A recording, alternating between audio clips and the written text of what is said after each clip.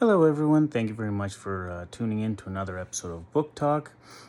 So, what I'm going to be doing today is a little bit different because normally I just do book reviews on this page, and I tell you what I think about different books. But this is Book Talk, so I'm going to be talking about everything books in the future.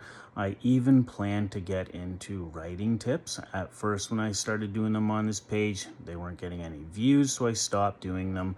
But now they're actually starting to get a few views, and I've even got a few messages of people wanting me to release more of that content.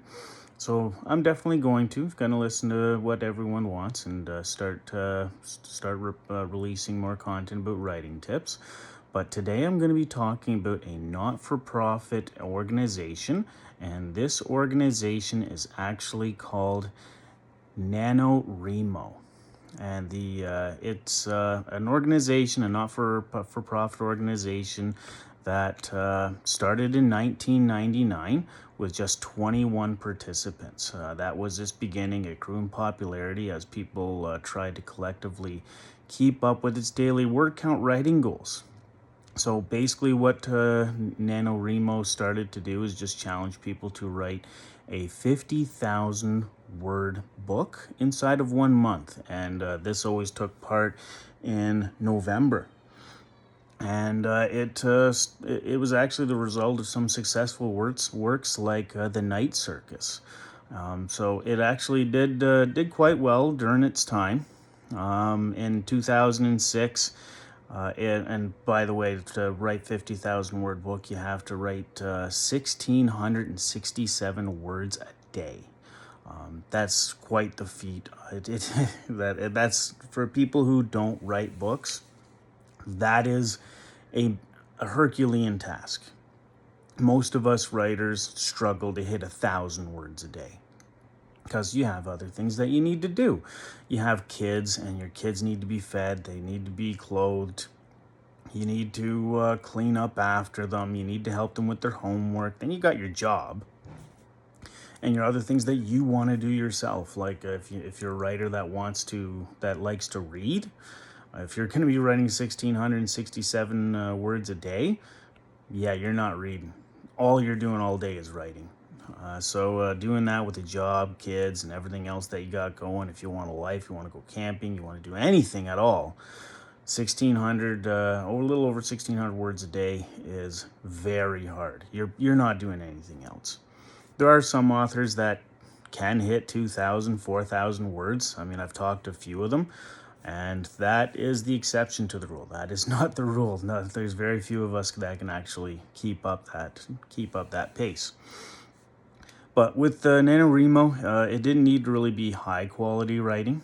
You just had to meet the word count.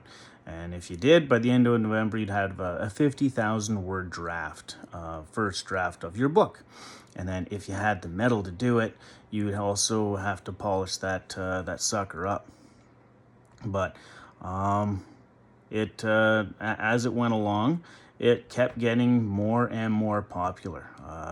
By I think 2014, it had like 400,000 people, and it just kept growing and growing and growing.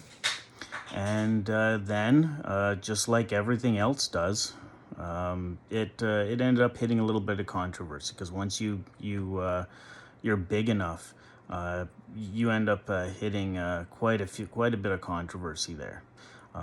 But yeah, and then by the time 2022 hit, it had 413,000 people had participated, and it basically hit its peak.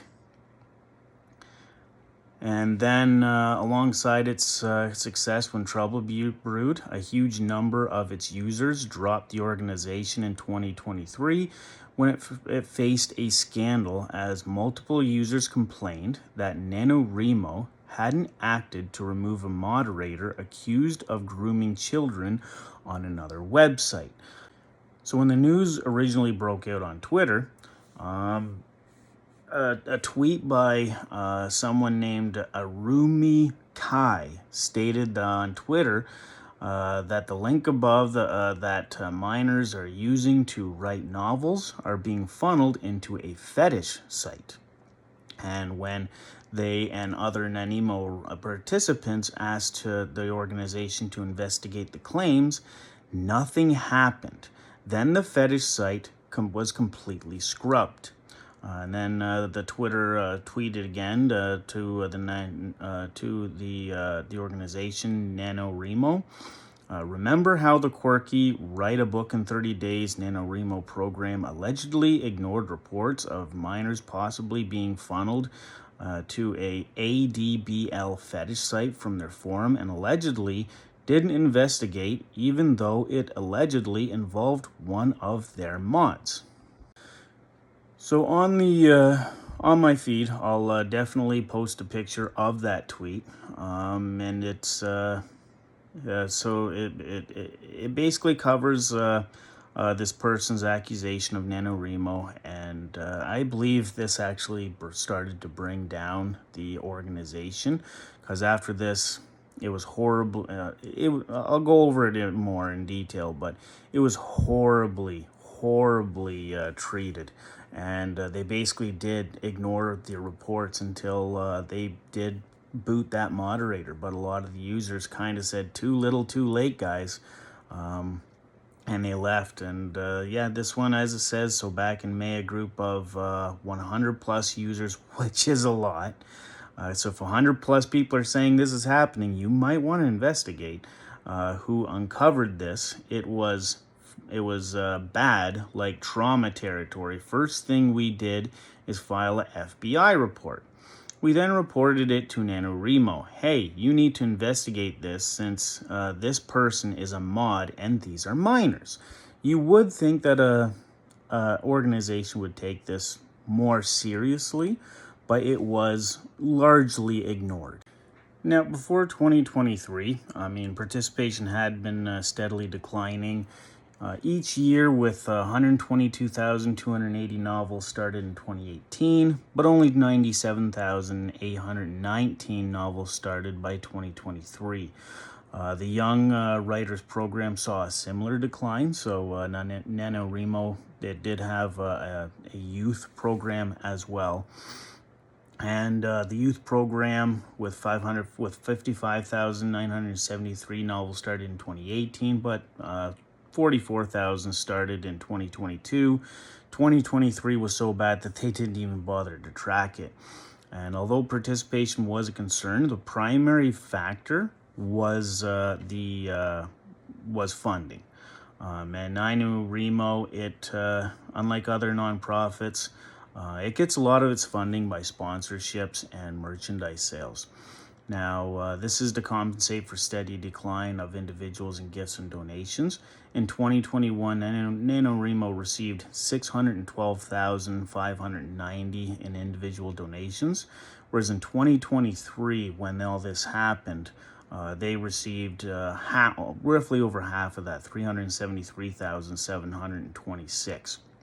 Now, keep in mind, 65.9% of its budget of its $1.3 million budget largely goes to staff payroll and other benefits as well.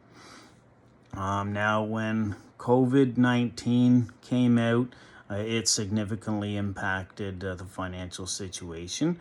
But just as it was about to launch its efforts to fundraise, that's when these accusations actually came out.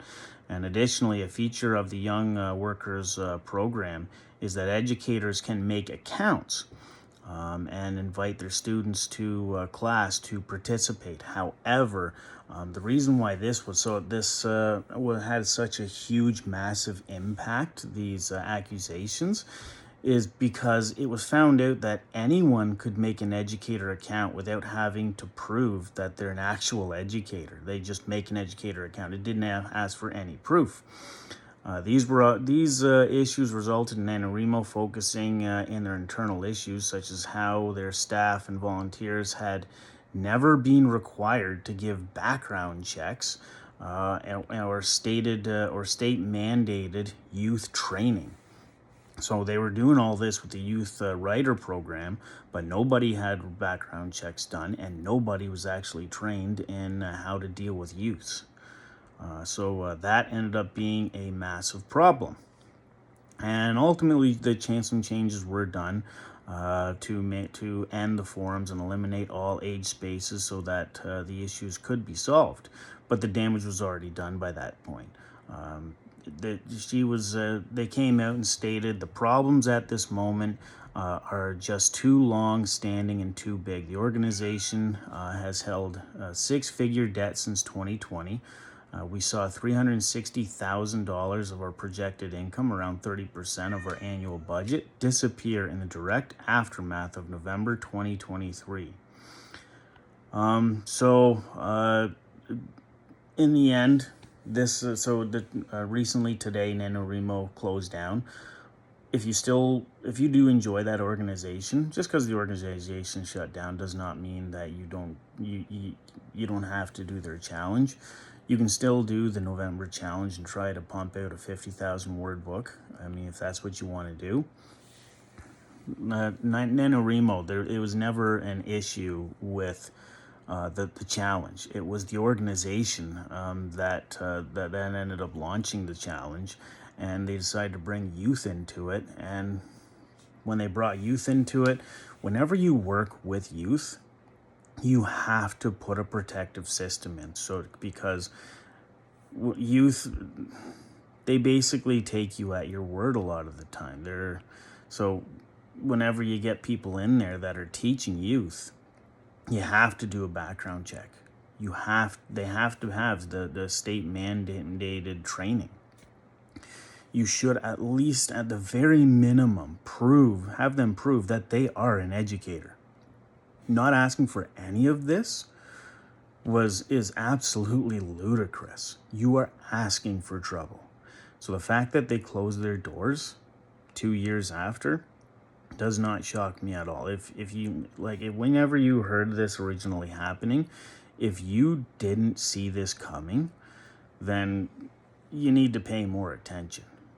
Because whenever an organization fails its youth, if you look into history, that organization quickly falls. And so let me know in the comment section what you guys think about all of this. And by the time I have this published, it won't be recently. Earlier today they closed their doors. I'll probably have this published on Sunday or Monday. Again, I created this video on Saturday. But thank you very much for listening. Make sure you let me know in the comments what you think. Hit like, and if you haven't already subscribe, because I'll be releasing more content like this as well. And thank you very much for watching. Catch you on the next one.